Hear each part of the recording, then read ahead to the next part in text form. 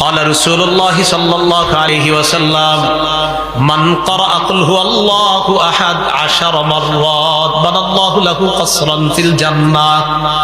কোন ব্যক্তি যদি 10 বার সূরা ইখলাস পাঠ করে তার জন্য জান্নাতে আল্লাহ একটা প্রাসাদ নির্মাণ করে দেয় ওয়া মান ক্বারাআহা 20 মাররাতান বানাল্লাহু লাহু কসরাইনি ফিল জান্নাহ কোন ব্যক্তি যদি 20 বার সূরা ইখলাস তেলাওয়াত করে আল্লাহ তার জন্য জান্নাতে দুইটা প্রাসাদ নির্মাণ করে দেয় ওয়া মান ক্বারাআহা 30 মাররাতান কোন ব্যক্তি যদি 30 বার কুল হুয়াল্লাহু আহাদ পড়ে বানাল্লাহু লাহু সালাসাতা কুসুরিন ফিল জান্নাহ আল্লাহ তার জন্য জান্নাতের মধ্যে 3টা প্রাসাদ নির্মাণ করে দেয়। তাহলে 10 বারে একটা প্রাসাদ,